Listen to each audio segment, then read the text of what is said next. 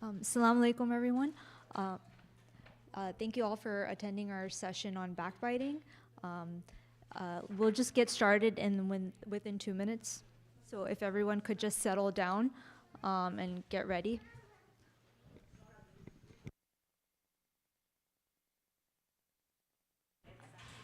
Huh?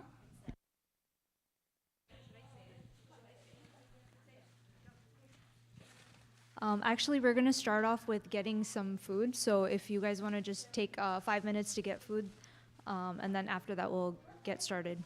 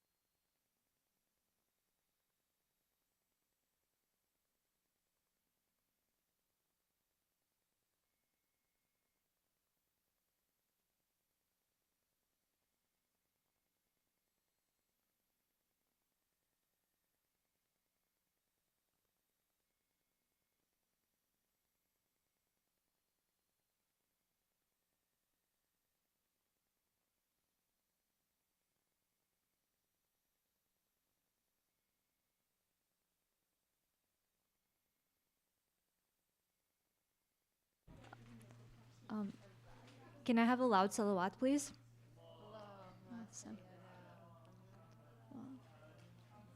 Sayyid, you can go ahead and start.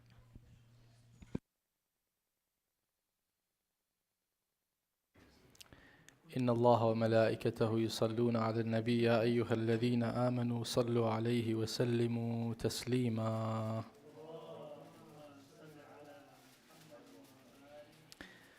My respected elders, brothers and sisters, Assalamu alaikum jami'an wa rahmatullahi wa barakatuh. Welcome again to a new bi-weekly series, 12 Verse Village. The title of the series this time is The 5 Deadly Sins of the Tongue.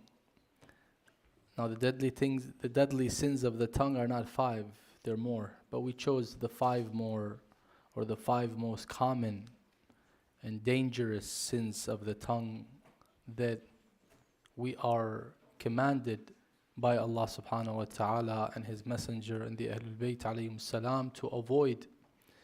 And the first of these deadly sins that we chose for this session is backbiting, given that it is a grave sin in and of itself, and given that it is a universal problem in the sense that in many communities throughout the world, it is a common illness that society is inflicted with.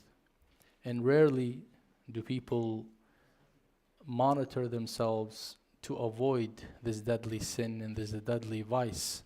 Hence, it is important to highlight the topic from a jurisprudential standpoint and also an ethical standpoint. We may sometimes engage in conversations that we may not realize could involve backbiting. In this session, inshallah, we will explore some of the different forms of backbiting. Some of these forms are not very clear, but when we pay attention to the examples, inshallah, we will understand that sometimes in our conversations we may have had committed this grave sin unknowingly. So I want to begin by asking everyone, as they get seated inshallah and get their food and feel comfortable, I want to ask everyone to ask Allah subhanahu wa ta'ala for maghfirah for all of our previous sins and all things that we may have said at one point that could have been an example of backbiting or any other deadly sin. Nastaghfirullah wa natubu ilayh. The 5 objectives that we will discuss in this workshop or session, inshallah. Number 1, to clearly grasp the severity of the serious sin of backbiting. And number 2, to understand the precise meaning and definition of backbiting. Number 3, to recognize the various forms and ways backbiting can occur. And number 4, to explore and understand the legitimate exceptions where backbiting may be permitted. And number 5, to learn effective ways to seek forgiveness and make amends for this grave sin. Alaykum as-salam wa rahmatullah.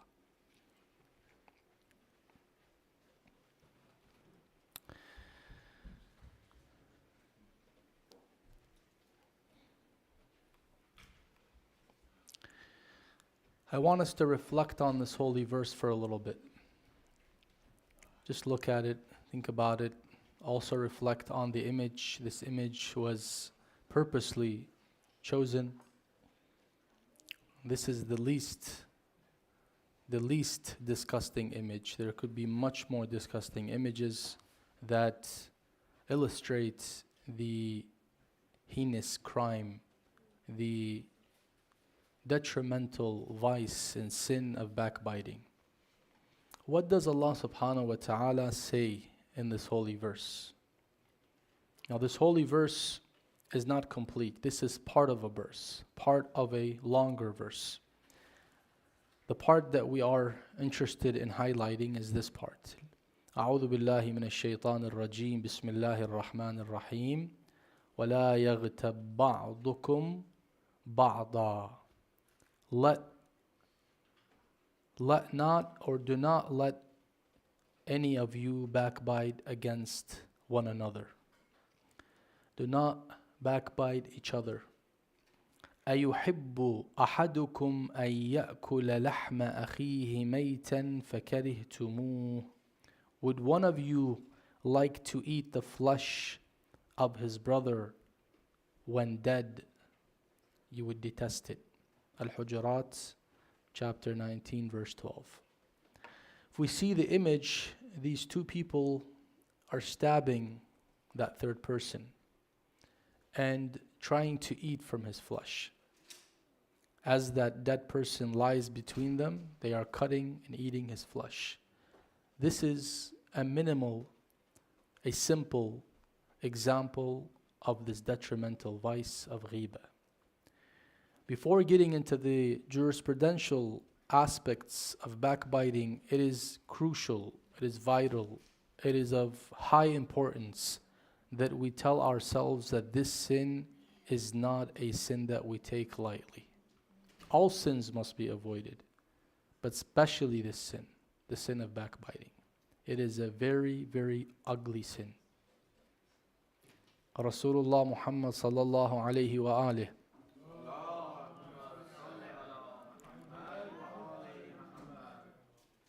he sees 2 men from the companions approaching him. He looks at them and he says to them,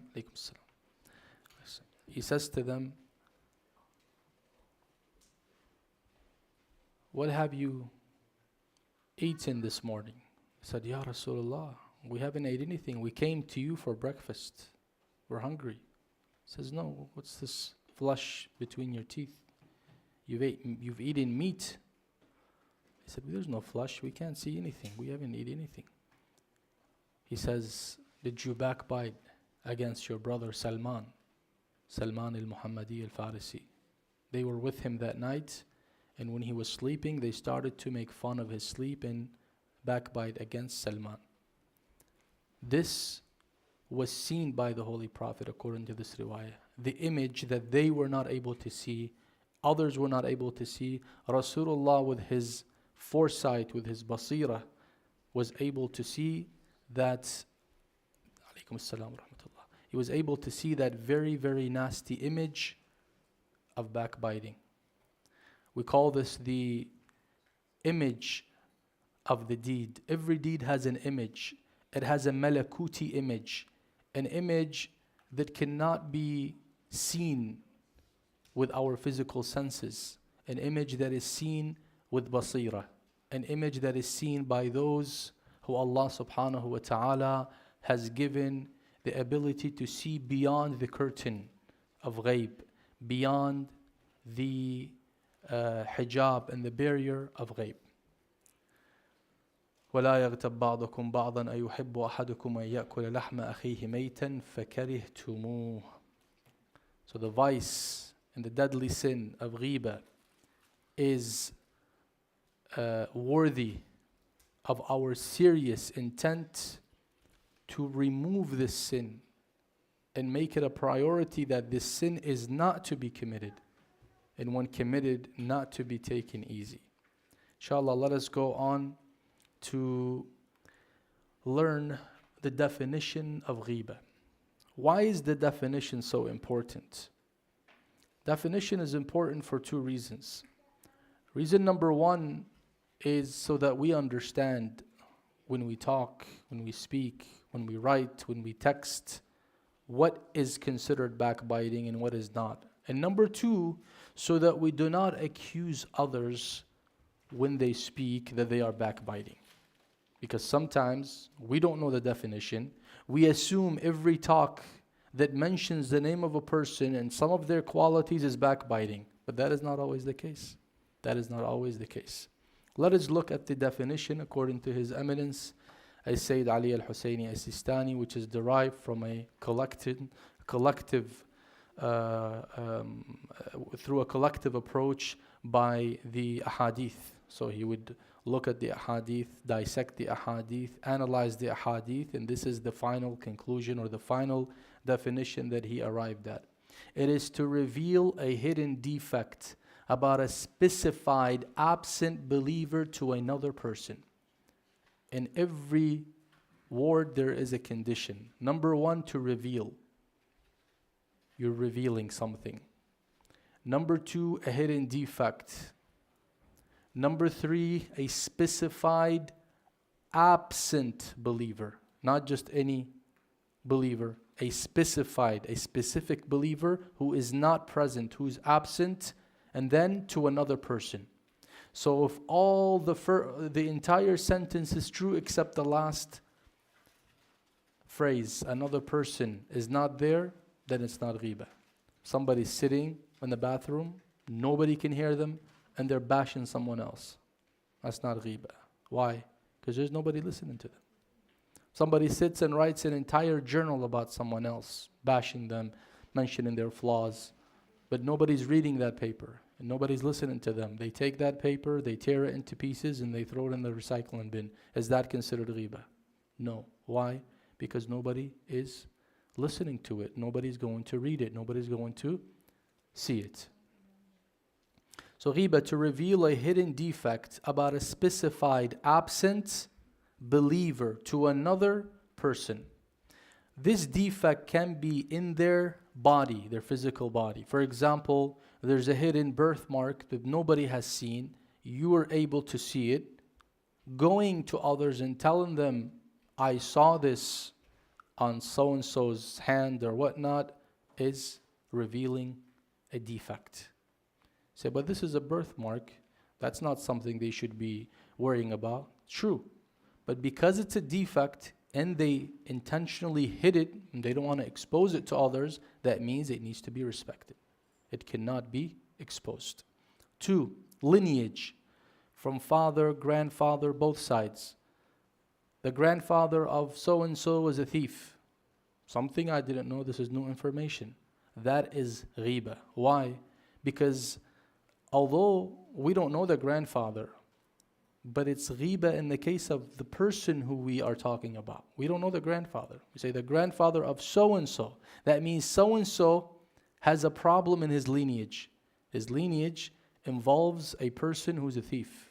Something we didn't know, something that could make this person look bad, although he's not responsible for his grandfather being a thief, but it's still some type of stigma that is put on that person. Number 3, character. So-and-so is a miser. You're exposed to him, you know he's a miser or she's a miser, but others don't know that. So-and-so is a coward. I've traveled with him and he showed cowardly qualities. Well, you saw that, others didn't see it. So-and-so is a hypocrite. Others don't know that about him. Others see him as a righteous person. All that is what? Backbiting him by mentioning defects about his character. Actions. He eats like a pig.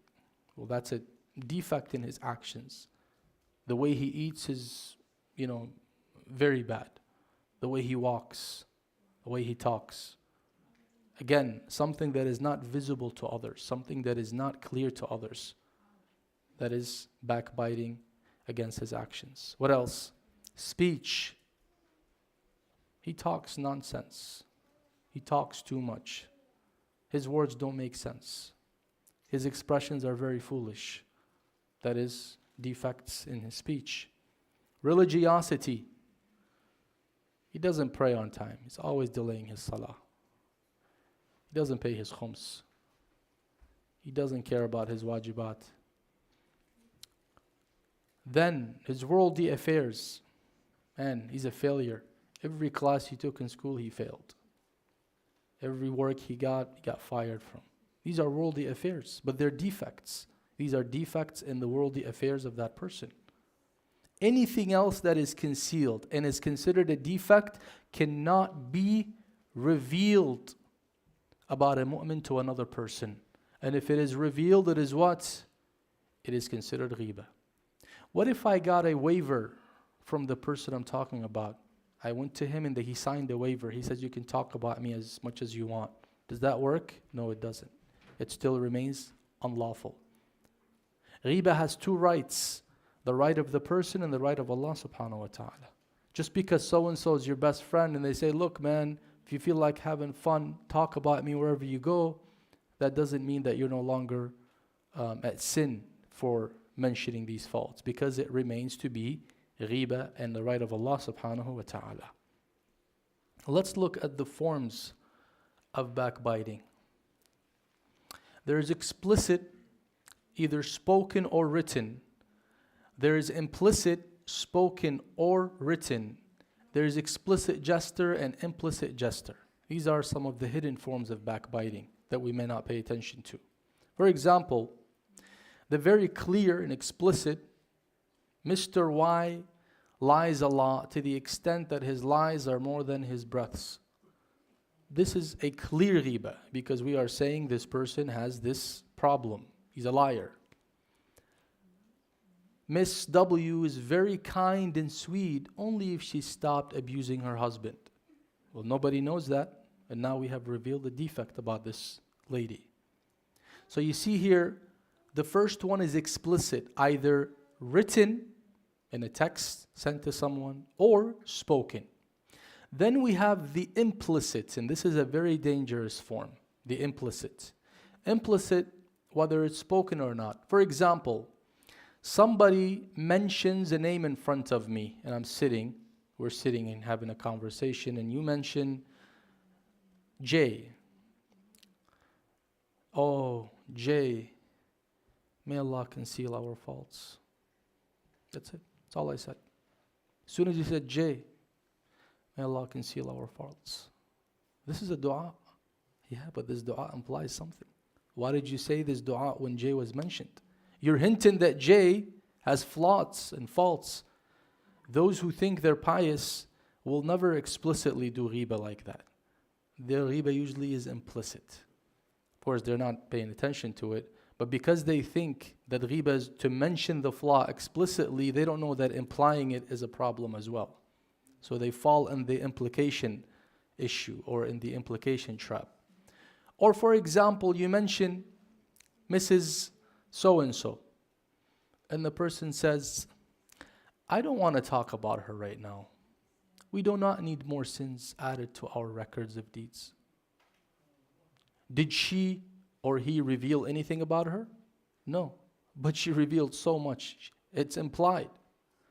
Don't get me started. I don't want to talk about him. I don't want to commit ghiba. Let's not commit ghiba. That sounds like it's good. Let's not commit ghiba. Yeah, the problem is that implies that that person has a fault. Had you mentioned that fault and exposed that person, it would have been much easier than saying this. Because now I'm going to go home thinking, what problems does that person have? Did they see him or her in the nightclub? Are they a thief? Do they commit this sin, that sin? Now I'm starting to think all kinds of bad things about that person. Because I don't know exactly what that person intended. Because they're like, we don't want to backbite. And that means there's some type of defect, and it could be one of many. That's worse. Now we come to the jesters. Certain jesters are clear. Like the jester you see here, when somebody's sitting and they're not paying attention to us, or somebody mentions a name, and someone, all they do is, this.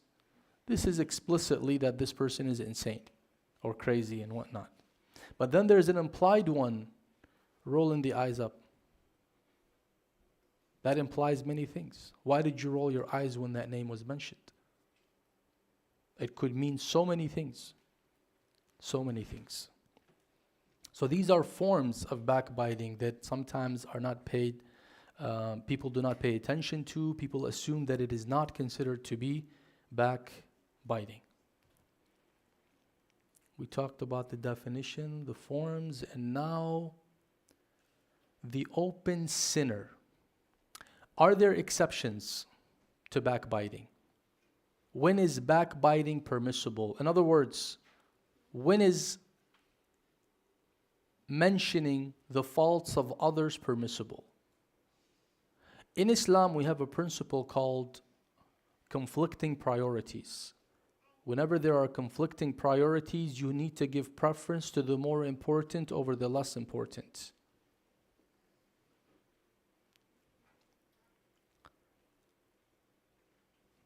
There's 3 minutes left for Maghrib and you haven't prayed Asr. What is your duty? Well, you need to pray Asr. Because in 3 minutes it's going to be Qada. You do wudu and you're about to say Allahu Akbar, and there's a fire drill in the building that you're in. And everyone's taking their kids and rushing out. Conflicting priorities. Either you do your salah or run with the people to save your life. Which is more important? Saving your life. Yeah, but salah is going to be qada. You can make it up, but you can't make up your life if you die. You're done. So you have to run for your life. Save whatever you can save. These are called conflicting priorities, and you give preference to that which is more important. Now, mentioning the fault of another believer is a problem. There is mafsada in it. It's a sin. But saving that same believer from a bigger problem is more important. I have a person who's inflicted with a serious mental illness. That's a defect. In the end, it's a defect. But I need to help them. If I don't mention this to this therapist or psychiatric, psychiatric or whoever is that healthcare professional who's dealing with that person, if I don't mention this to them, nobody will help him. This is the person that will help him. So when I go and expose and I say this person has this issue and that issue, please help them, what am I doing? I'm exposing that person. But for what reason? Because I want to save that person. Saving them is more important than exposing that fault. So let's look at some of the exceptions. Exception number one is the open sinner. A person who publicly violates the laws of Allah subhanahu wa ta'ala. A person who publicly says bad words, publicly posts their image on Instagram in a way that is not appropriate, publicly says things that are, not right or not good. Publicly they, wal'ayadu billah, listen to ghina or drink khamr and whatnot, or do other things. They do that in public. Here, we are only permitted to mention if we wanted to mention. We don't have to mention, it's not a good habit to, but if we were to mention that in front of someone, while it is a public act, it's not considered ghiba. Why? Because the definition of ghiba says hidden defect. And this is not a hidden defect. This is open. Sometimes a person may have a quality that is apparent. Everyone knows so-and-so has a hot temper. Everyone, this whole community knows that Mr. J can get angry very fast. If you're sitting and say, be careful, man. Don't say this to him. You know how he is. He's going to get very angry. You're not giving us new information. We all know that person is angry. Now, the problem is that some people unfortunately do is when there is an open sinner, let's say, someone who publicly, let's say, posts bad images on Instagram. That is a sin that they have openly engaged in. We are not allowed to go and expose their other sins that are hidden. For example, that person hides other sins. No one knows that this person is a uses substance like narcotics. No one knows that. That's something that is hidden. I can't go expose him. Just because he or she openly engaged in a specific sin, I get to go now and open their entire record. I can't do that. 2, exposing the one who wronged me or another person. Now this is important. Ulama, fuqaha have 2 different views on this. I wouldn't say the mashhur, but many of them say you are permitted to vent about those who wronged you. But you have to know for a fact they wronged you, not that you think they wronged you. It needs to be clear dhulm. Not that me and you have a dispute over a financial transaction, and by default I think you're the one that wronged me, and you think I wronged you. We didn't go to court, an Islamic court. We didn't settle this anywhere. And I all go everywhere and say, oh, he wronged me. He stole my money. That's not right. Why? Because it hasn't been settled. Same way I think you wronged me, you think I wronged you.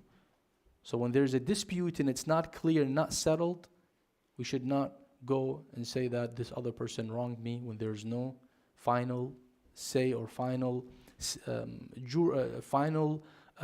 sentence on the matter from an Islamic judge. So someone usurps another person's property or wrongs them. It's clear that you usurped his property. So the person who's wrong complains to the judge or others to reclaim his rights, saying, so-and-so wronged me and took my money unjustly. Or for example, a wife at home is abused by her husband, and it is serious and real. It's not illusional, it's real abuse. And she goes, for example, to an elder in the community, a respected person, and complains about her husband. Now her husband prays in the first line, people think he's righteous, and all of a sudden he's an abuser. Now she has exposed the defect, but she had the right to. Why? Because she was what? Wronged. Sayyid Sistani says you're only allowed to, if you're wronged based on obligatory precaution, if you know you will have support, meaning that there is a good reason why you mention this, not for the sake of just talking about it to everyone. No, I'm going to a specific person that I know will put an end to this. I'm going to that person's father. The person's father doesn't know. I'm going to that person's leader. I'm going to that person's boss at work that has a lot of influence on them. I'm trying to get that person to stop what they are doing. Sayyid Sistani says, based on obligatory precaution, it needs to be limited to that. When you know you can retain your right or lift that oppression, then you can go and mention it to that person. A wife complains to someone who can help her guide her husband to give the rights she's entitled to. Sometimes husband does not give the wife her rights, vice versa, and the wife or the husband, they want to complain to someone so that problem can be fixed. Sometimes that someone they complain to knows the other party, and if they complain to them, that other person will now have a different image about that person and start to see them in a different way, so that's ghiba. But if that person will help this spouse, whether it's the husband or wife, retain or regain and restore their rights, then it is permissible to that extent. What's another exception? Advising a believer. This is the very generic advice or example. Someone asks you about marrying a person you know to be of bad character. Now, you know this person is of bad character, and this person has come and asked you, what do you think? I want your advice. Advice is a trust that we have to respect. Does this mean that I can expose everything about the other person? Ulama say, think of it like maita, dead meat, when you're in the desert. How much of it do you consume? As much as you like, or as much as that can save your life? This is your brother in the end of the day that you're going to talk about. So you don't want to eat all of his flesh. You want to mention the minimum you can to tell that person, find someone else. This example, I advise you not to marry X. That's all. You want my opinion? Just find a different option. Now I've kept that person's image respected without having to tamper with it, but at the same time I protected the person who asked me for advice. Now if they insisted, they say, no, my daughter likes this man, or my son likes this woman, and you're telling me not, I can't just go and say not. I need to have a good reason to convince my daughter, to convince my son. This is where I can mention some of these things that I know will risk the marriage. You know, sometimes you know the person to have a specific medical concern that may impede the marital rights of the other party. Only you know that.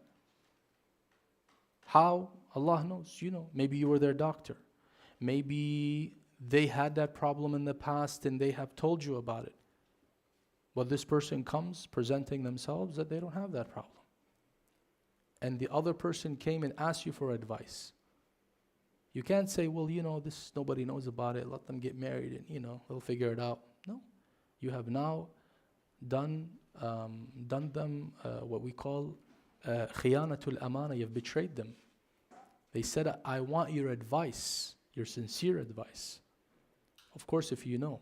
Do you have the option to say, look, just ask someone else? You have that option as well.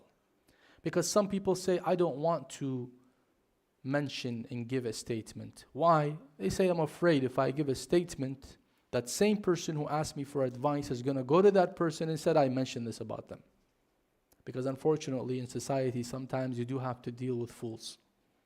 They come to you asking you advice, and when you tell them that this person is not good, they would go to that person and say, I asked Sayyid, and he says, you're not a good person. That's not how things work, because that would create problems, create more lack of trust in society.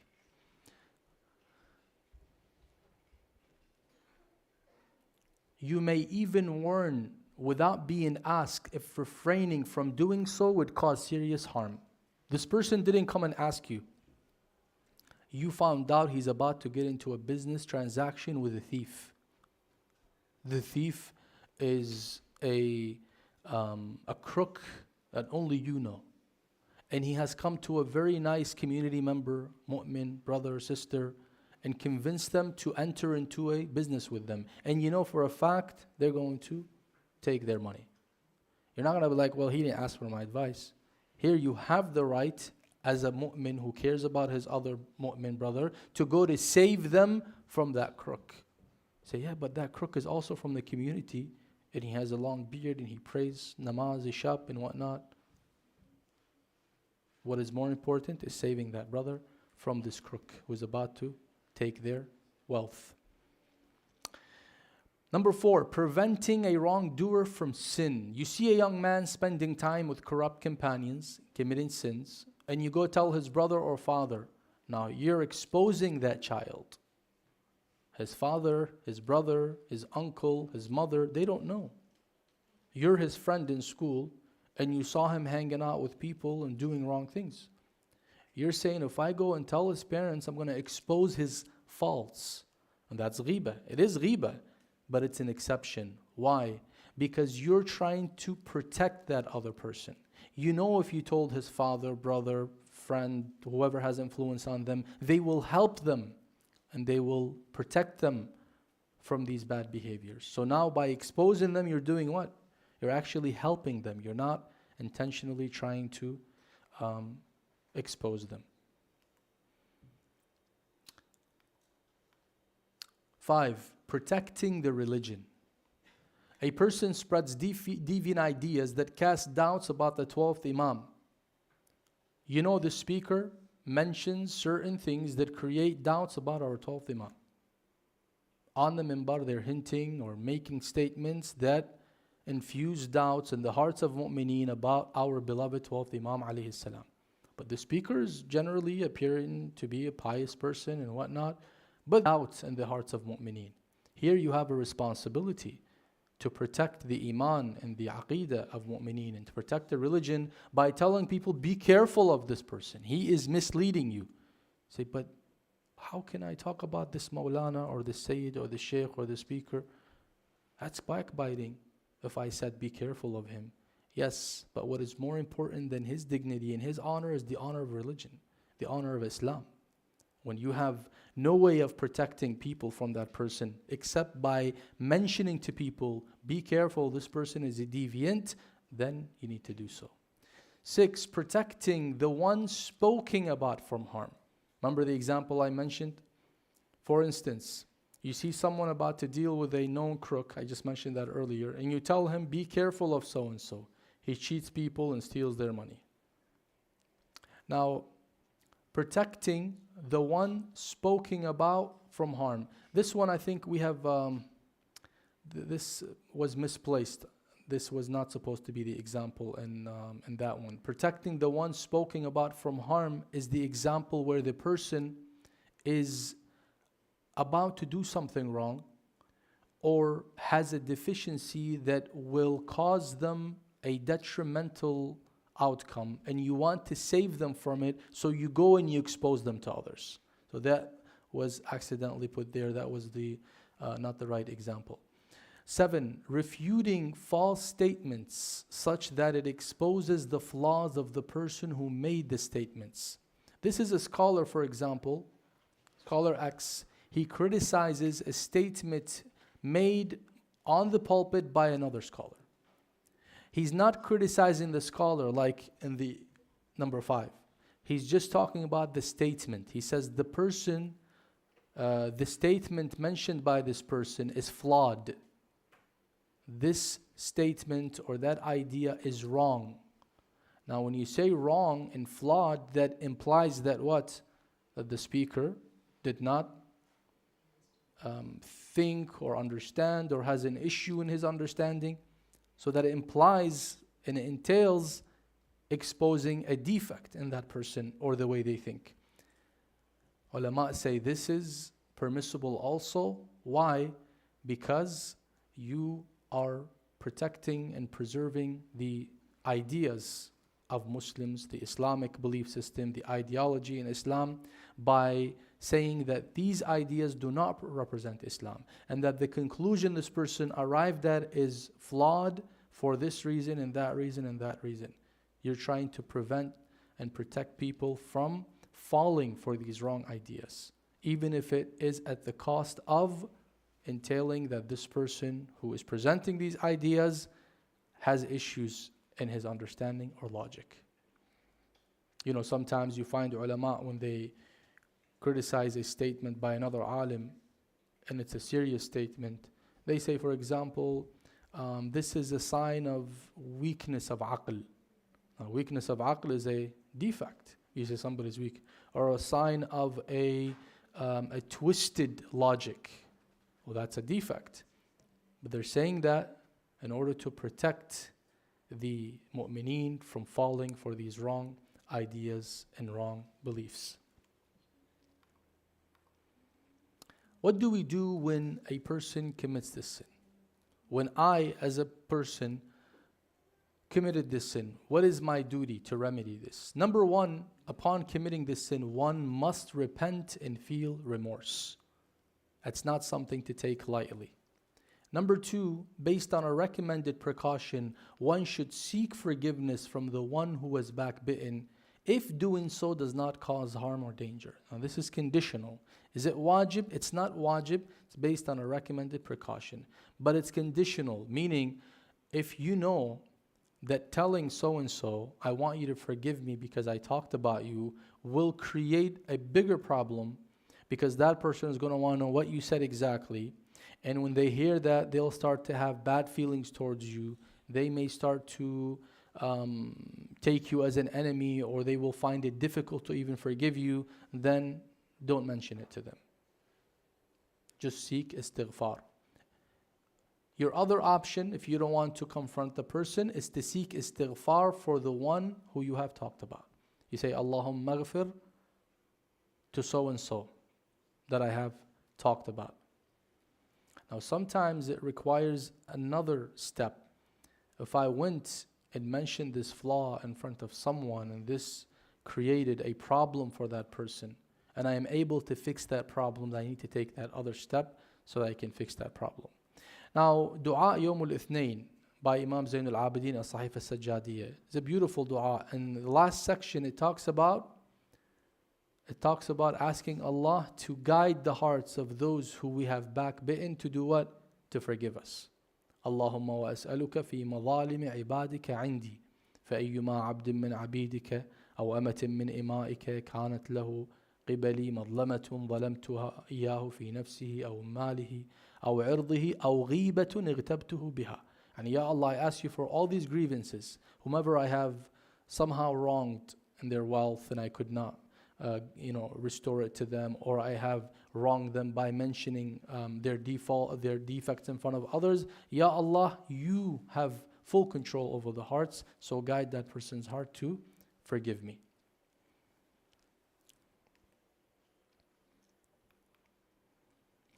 What happens? What if I happen to listen to a person who's backbiting? Well, number one, we cannot listen to a person backbiting because the listener is equally responsible. So what is my duty if somebody's committing the sin of backbiting and I happen to be there? What is my duty? My duty is to practice an-nahyu anil munkar. Nahy al munkar has conditions. If the conditions apply, I am immune from harm. The person truly knows this is wrong and he's still doing it.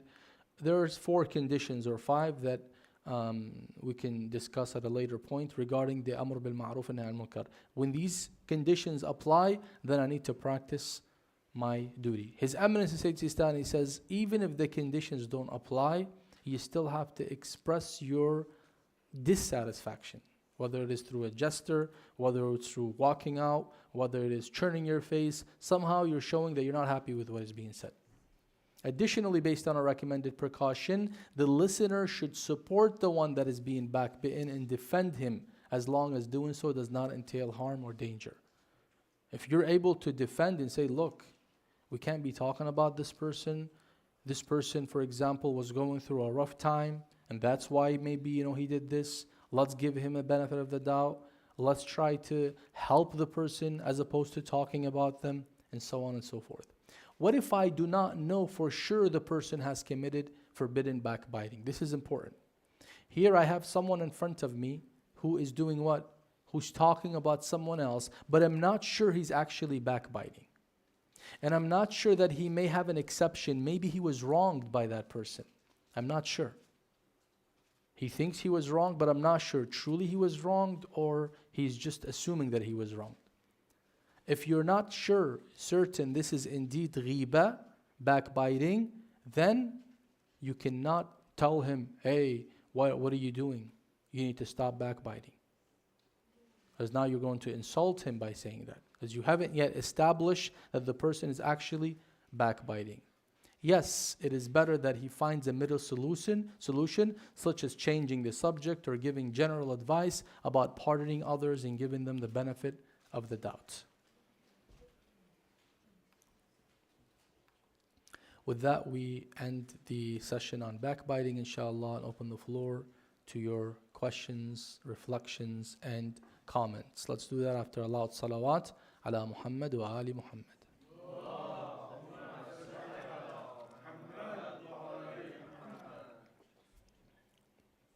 Any questions? Yes, Sister Sukaina, please go ahead.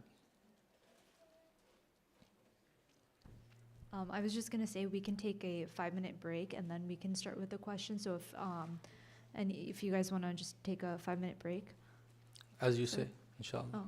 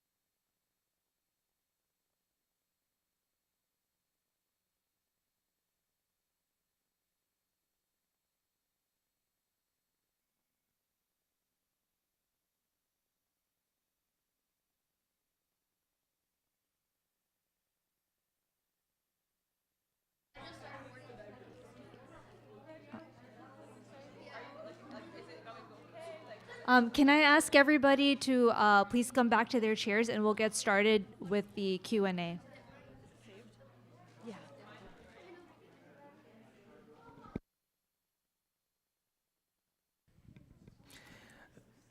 Often, what ends up happening is people would say, well, I want advice on how I deal with this person. But in order to get the advice, I need to explain the problem I'm having with that person.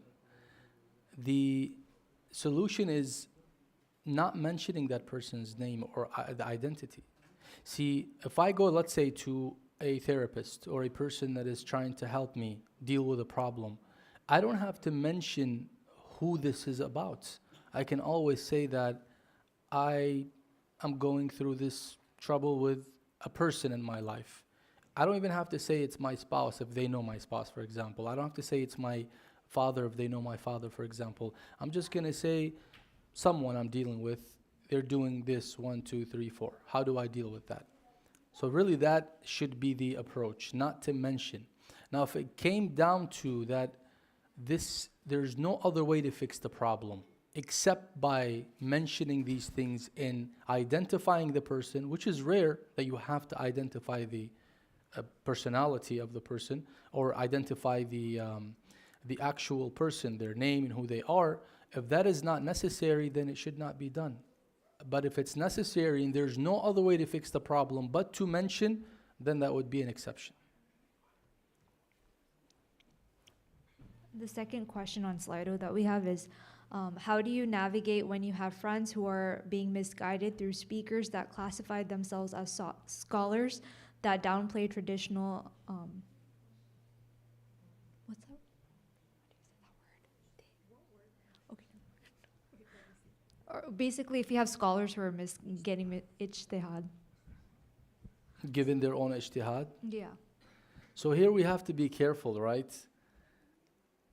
You know, what is this scholar saying, for instance, that we think it might be going against religion? Is it something that is clearly wrong or something that we heard wrong and misunderstood? Because we have to be careful. If we open the door where everything that comes to mind, levels of indications from the text or from the things that are being said, we have to first identify, is what is being said going against a clear fundamental principle in Islam? If something is contested in and of itself, the ulama differ on it. Some ulama say this and other ulama say that.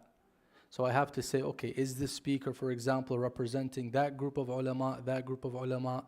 Are they mentioning different views, or they're giving their own opinion about a matter that they have no authority to give opinion on? If that is the case, if I have identified that this speaker, of course, is not a mujtahid, so he can't give opinions and verdicts outside that which is adopted or that which is presented by ulama and fuqaha, then yes, I can tell people, be careful. This person is giving their own opinion about this religious matter, and it does not represent the supreme religious authority's opinion. But if you give me more tangible examples, it would make it easy for me to address this question. But this is like a very broad way of describing it, and it's hard to deal with broad questions like that. The third question we have is insulting someone about something that's known backbiting? For example, I don't like this person because he or she is very rude. Okay. Now, number one, if everyone or the person you're speaking to knows that person is rude, saying that they're rude and not adding any information is not necessarily an insult. But saying I don't like that person, if that person's a believer, we are not to say I don't like a believer.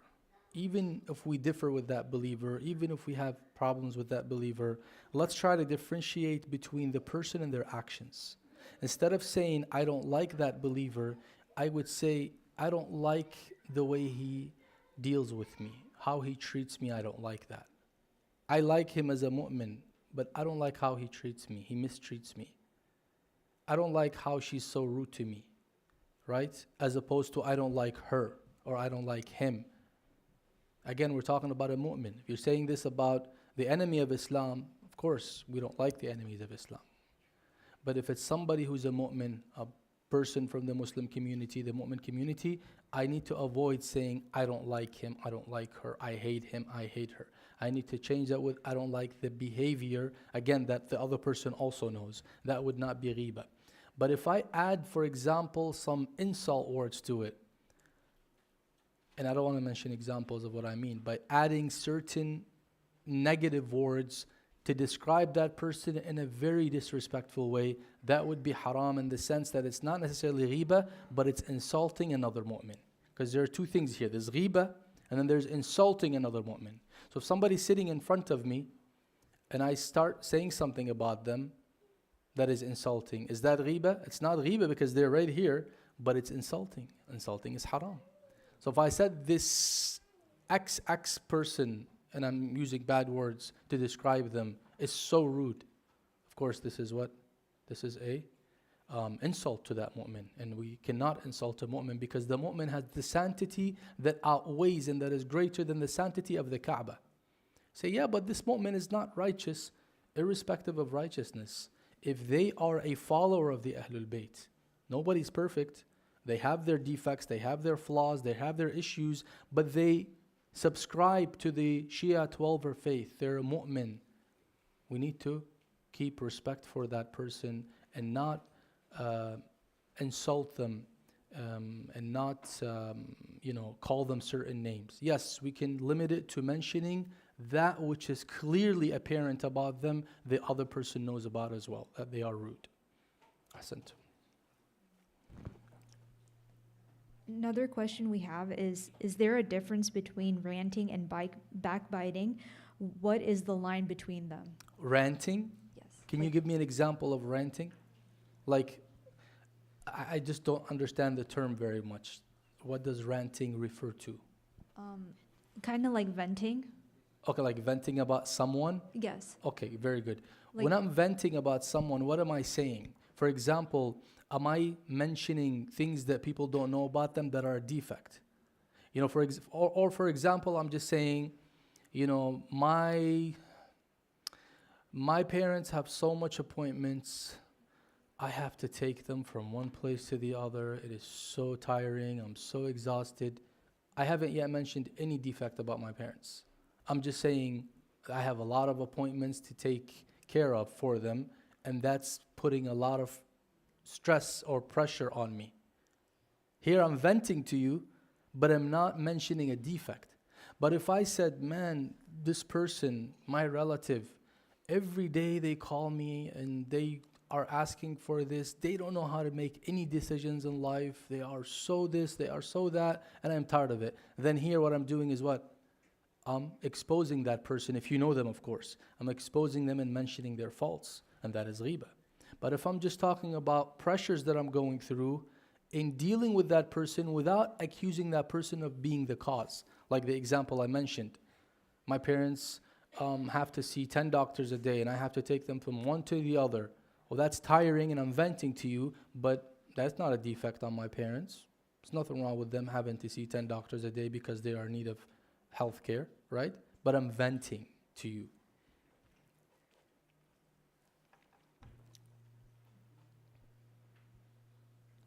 Any other questions? I'll take some questions on the floor. Yeah. Let's take from the floor and then come back to Menti. From the lady side, no. Anybody from the men's side? Sister, brothers, yes. حضر الفقار. When you say defects for religiosity, does ghiba constitute if I am talking to someone who is of a different faith, different belief? I'm going to have a technical answer and an ethical advice. Our ulama, technically they say the prohibition of ghiba is strictly limited to the mu'min 12er. And ethically speaking, our ulama say we should avoid talking about anyone, whether they are a believer or not a believer, and mentioning their faults in front of others. But from a technical standpoint, from the definition of ghiba according to the mainstream, it is limited to the Shia 12. Yes. Ahsan.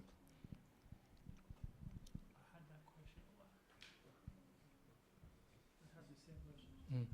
How about Sayyid, when parents talk about their kids? Can parents talk about their kids? That's a very good one. Oftentimes, we parents think we own our kids. Oh, he's my kid. I can bash them from now until tomorrow. No. If the child is of discerning age, meaning they're mumayyiz, and if they know you're talking this like this about them, they would be hurt, then we can't talk about them in front of others. Today, my daughter or my son, he did this, he's so lousy, he doesn't even fix his bed, he doesn't even do this, he did. I've just destroyed that person in front. Now others don't even have any respect for that person anymore, for what I've mentioned. Especially when it's things that they don't reveal, things they don't show in front of others, right? That is considered backbiting, because that child I spoke about is a mu'min. They have hurma, they have a sanctity. But if it's not a discerning, a 2-year-old, and you're saying how, they're doing these crazy things at home and whatnot, and, they were going to jump off the balcony and I caught them and whatever, that's not ghiba, because they're still in that not discerning age, and it wouldn't count when somebody talks like that about the child. But sometimes talking about that little child entails ghiba on their parents if they're not your child. Like, this kid is just not clean. They're always this, that. That means that their parents are not clean. They're not taking care of them. Right? So you're kind of mentioning the faults or defects of a little child, but it implies that their parents are not doing a good job. Yes. Is there a technical term for mumayyiz? Mumayyiz is a person who can tell the difference between, in this case of ghiba, because mumayyiz varies. Mumayyiz in relationships, knowing whether the difference between male and female has an age, and mumayyiz in terms of knowing what is harmful and not, like a mumayyiz that knows this is fire, they can't place their hand on it, it's hurtful. They're mumayyiz to that extent. But then in terms of the mumayyiz who can tell that this is bashing, this is negative talk. When you call them a name, they get insulted. They can tell. If you tell a 2-year-old that you are this, they may not care, because they don't know what that means. They don't know that this is an insult.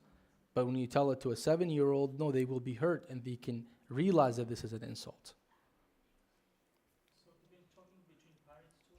Talking between parents, that's a good one. Talking between parents, if it is for the sake of rectifying the child's behavior, meaning they have to discuss, because usually when parents talk to each other, either they both know the problem, then it's not ghiba, or one of them knows the problem and the other doesn't, but the one parent by themselves cannot fix the problem. A mother says, look, I'm having a hard time dealing with your son. You're his father. You need to help him get out of this bad behavior. I caught him doing this. I caught him doing that. Now she's exposing him to you, but you as the father are able to talk to your son and influence him more than his mother, let's say in this case. Or vice versa, if it was your daughter and you don't feel comfortable going to her and speaking to her about it, then you go to your wife and you say, look, I saw her do this and this is a problem. You need to help her address this issue, and so on and so forth. So here it is for the sake of what? Protecting the child from the evil that they are committing. So wouldn't it be the same as the exceptions, like we say? It's an exception. It's an exception. Ahsan. As Dr. Nathani, please. So what happens to a society if they persist in backbiting? Meaning, what are the effects on an individual person and on a societal? Very good. Now, number one, on a societal level, when a community indulges in backbiting, they're going to lose trust. People will no longer trust one another. People no longer want to deal with one another. People will start to have negative feelings towards one another. Society would be destroyed. There would be a lot of hate. There would be a lot of bad feelings. Because I know that the secret behind making backbiting forbidden is because, number one, we humans have our faults and mistakes. But number two, Allah wants them to be hidden as much as possible so we can maintain good relationships. Because we naturally disincline from someone that has faults. I may have all the faults in the world, but I don't see them. But if I see 2 faults in you, I start to build a very bad image about you in my head. I don't want to deal with you anymore. I don't like that person. Why? Because I realized and found out they have 2, 3 faults, where I have a million faults that I'm not attentive to, unfortunately. So here, the Sharia has said we need to not expose the fault. We need to do satr, to cover the faults of others and not mention it to others, so that we can preserve that image that others have in the minds of others. When people see you come in and the community sees you apparent to be a good person, you appear to be a good person, then I need to protect that image. So, oh, you don't know this person. I know him. I've dealt with him. What benefit do I get from doing this? Now I have destroyed that person's image. Now these people will treat them with a lack of trust and with no respect. So we need to make sure that we preserve the images of one another. 2, on a spiritual level, ghiba, according to some riwayat, destroys our good deeds. And I do good deeds throughout the year, but then in one gathering I sit and I pass them out for free by giving it to those who I have backbitten against. Or the punishment in the grave. When the A'imma are asked, they say one of the main reasons that there are people that usually, when it is the time they are in the world of barzakh, they have to go through some suffering, mainly because of these traits. Telltailing, namima, and ghiba. These are very, very detrimental in the akhirah. In the akhirah, you may have to give all your deeds to satisfy the person you had backbitten, and then you remain without deeds. So it's very dangerous on the person himself, and again on the society at large.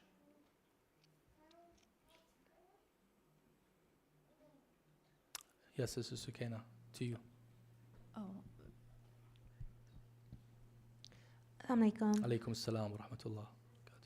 So I think you mentioned maybe a few times when answering questions that, let's say you're talking about someone and the person that you're talking to knows the person that you're speaking about. So what about in those situations where, let's say, you are talking to someone who doesn't really know the person and doesn't have like any information about them at all, and so it is something necessarily new because they don't know that person at all. In that case, is that It's the not same ghiba as long as 2 things. 1, they don't know the person. 2, you're not giving any hints so they can go identify them. Some people, unfortunately, in the name of piety, I'm going to tell you about a person without mentioning names. You actually sit next to him when you eat in the month of Ramadan. You sit right next to him. I'm not going to mention any names. I gave it. There you go. I mean, I exposed the person. You know the guy that stands behind the podium, he recites this surah, Yeah, I'm not going to mention any names, but of course this is, mentioning that person without mentioning their name. So as long as you ensure that person will not find out, because sometimes we slip it. We say, oh, this person, I'm not going to mention any name, not going to tell you who it is, but this is what they have done.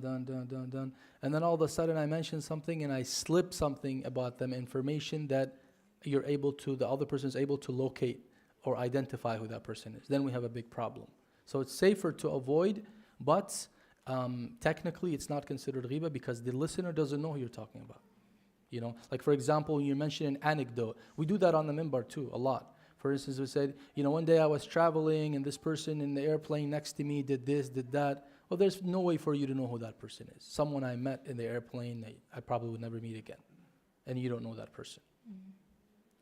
What about talking about someone who has passed away, or specifically like someone in your own lineage, like talking about your father or grandfather, etc.? Do the person you're talking to, do they know him? Other than him being your father, do they know him or being your grandfather? Right? I guess then in that question, like, is there a difference? There's a then? difference, because if I tell you about my 5th grandfather, who none of you know, I don't know either. I mean, I know the name, but I don't know the person, right? And I tell you, let's say, an anecdote about them, that is not going to reveal something about someone you know, because you don't know that person, right? But is it a good practice to mention the faults of people who have left this dunya? Of course not, especially if they are mu'mineen. We are told to not mention their faults and to make only dua and istighfar for them. Ahsantum. Are there any more questions from either the women's side? Anybody? And the men's side, anybody? Yes. Fadl al-Fiqar. So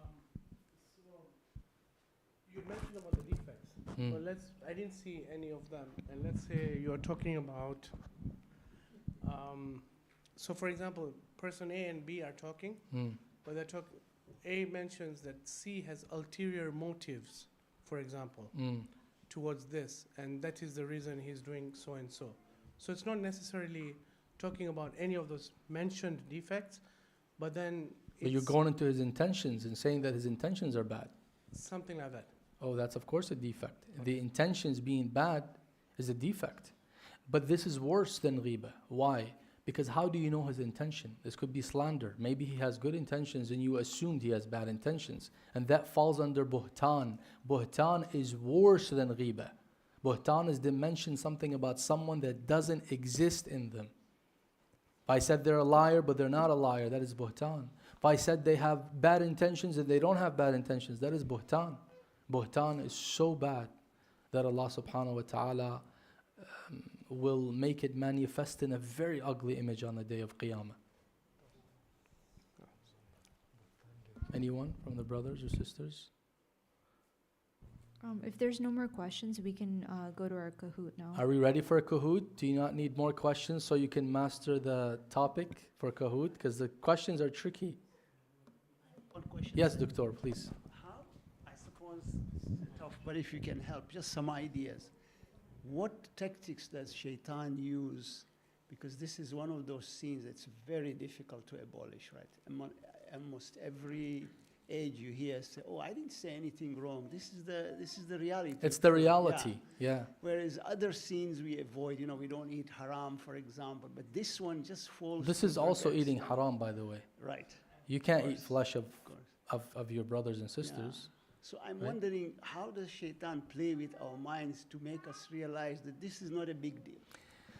Shaitan what comes, tricks does he yeah, shaitan, number one, here's what shaitan does. Pay attention to his tricks. His first trick is he makes you mention a person. Now you're talking, and all of a sudden you want to mention a person in the conversation. Shaitan says, you really care about that person.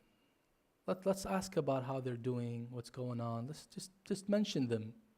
See, just talk about him with your friend. Let's make dua for him, right? Shaitan would come through these windows. Or shaitan might tell you that, you haven't heard from that person in a long time. Why don't you ask this person? Maybe they've heard about him. Especially if you know that person knows them. And sometimes we are tempted when we know that there is something between that person and the absent person, or there's a misunderstanding. Say, yeah, I heard you have a misunderstanding with so-and-so. What's going on? Oh, my intention is just trying to figure out so I can resolve the issue. But in reality, it's not. It's trying to go and be curious about what's going on to unveil certain things that are hidden. The best technique that ulama advise us to engage in when we are in conversations is to avoid mentioning others that are absent, period. And as soon as one that is absent is being mentioned, right away try, if you're driving the conversation, to shift. May Allah, inshallah, keep him safe and well. So, how is the weather? So what is the stock market saying today about which stock is going up, which stock is going down? I know that's the last thing I want to talk about, but I'd rather shift it to that than get somebody in the ghiba or get backbitten. And nice if we make the conversation turns towards Ahlul Bayt alayhim salam. Maybe you know a story, maybe he knows a hadith, maybe she knows an ayah. It needs to shift from people. Oftentimes when people are sitting, unfortunately, they are tempted to mention others who are not present in the name of asking about them. I haven't heard from her in a long time. You know anything about her? She hasn't called me. He hasn't called me. I haven't seen him. Oh, they're going through issues and this and that. Oh, what kind of issues? This and that. Did you not hear but what this person did to that person, and it goes on, and all of a sudden now we have revealed tons of issues. But from the start, we could have ended it right there. There's no need to talk about it. What people were wearing on that occasion, how they walked, what they said, should not be discussed in our gatherings. So would it be considered a riba when you do talk about a community? Or Very good question. We didn't mention that. Sometimes we have a riba square or a riba something, I don't know, whatever the word is, but multiplied riba. When we use it against an entire group, all the people of this country, they have this quality. Really? Well, you don't know that about all the people. All these people on the day of Qiyamah are going to come and say, Allah, you talked about me? Give me my, compensation from your hasanat. That's why we are told to use some. And unfortunately, some of us sometimes insist on using most. Although most may not necessarily be, but it's dangerous to use most. Even if it's most, just use some. You hear me talk about some khojas, right? Between time and time. Yeah? But some khojas, some Iraqis, some this, some that, some doctors, some scholars, some professions, whatever it may be, use the word some to be on the safe side.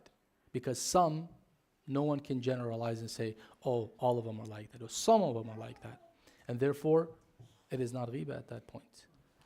Yes, ahsant.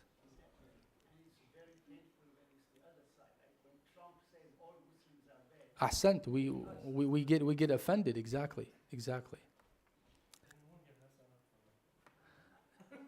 Ahsant. Yeah. Dhul Fiqar is saying, because Dr. says when Trump talks about Muslims and says all Muslims are like that, it hurts us. Dhul Fiqar says, but we're not going to get any hasanat from Trump because he has no hasanat. Okay, good. Any other questions? Ahsantum. Can we go to Kahoot, Sister Sukaina? Yes, we can go to Kahoot now. Thank you. Ahsanti.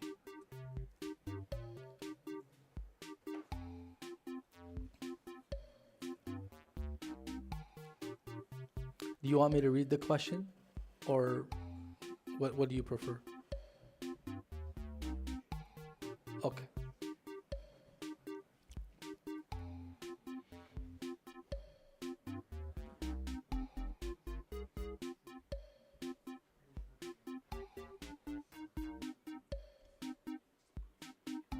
Oh, Zainab doesn't have a phone. Oh, she knows the answers? Okay, alhamdulillah. Zainab, you're not going to participate? No?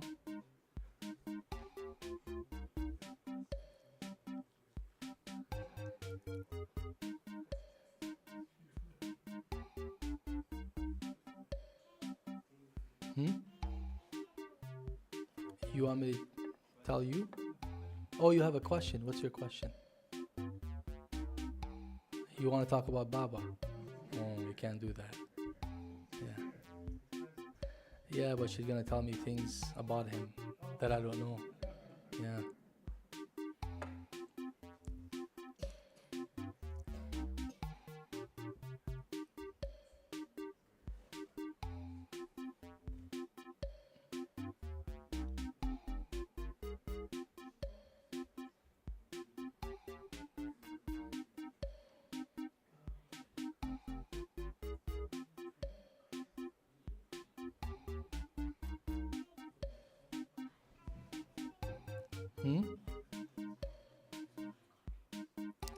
Do I have a cousin? Oh, no, I'm not part of the game.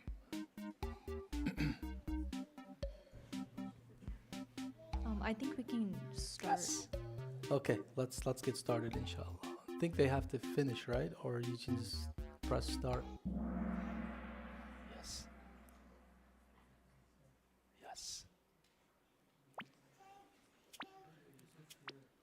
Yes, it's about to start. True or false, revealing a public defect about a person's speech and behavior is considered backbiting. True or false? Yes.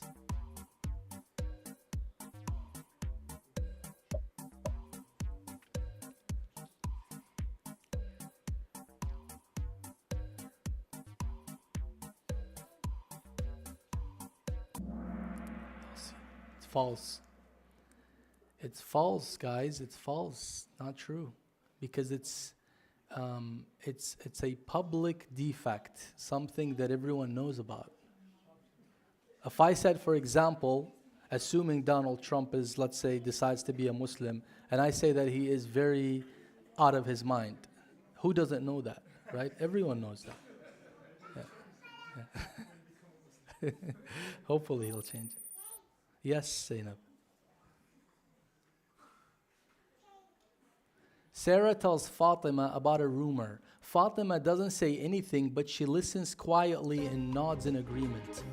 Zahra, it changed all of a sudden. Zahra committed backbiting because she silently approved the comments. Zahra did not commit backbiting since she didn't speak.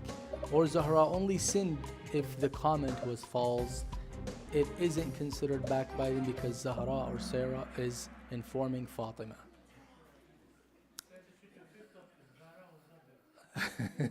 Yes, Zahra was not there. Ahsan. That's a good one. So yes, that is correct. She silently approved the comment. Yes. Yes, Zainab. Yes. Suhail Bhai, mashallah. Abu Atiqa. Which of the following is not an exception of backbiting? Advising a believer, protecting the one spoken about from harm, speaking about a person who commits the sin publicly, and spreading rumors. It's not an exception.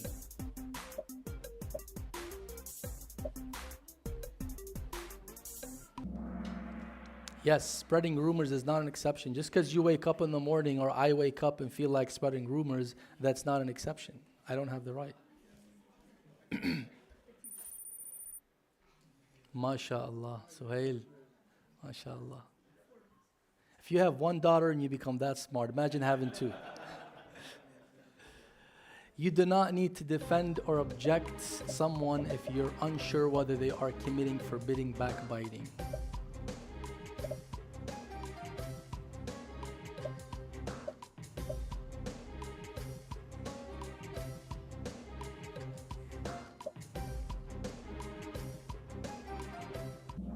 It's true. You do not need to object or defend because you don't know. You're not sure if the person saying something that is considered backbiting. You're in doubts. Oh. Subhanallah. I jinxed you, brother Suhail. Subhanallah. Ali tells you about Hassan's family secret. What should Hassan do? Ask for details? Tell Ali that this is backbiting, he should seek forgiveness. It is not backbiting because he is informing Hassan of a secret. Hassan should just listen but never tell anyone about the secret.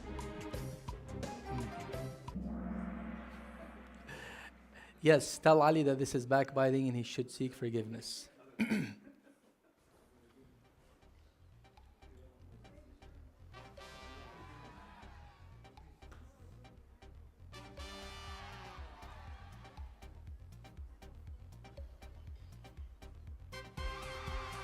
Salam, mashallah. Let's give salam Allah salawat ala Muhammad wa ali Muhammad.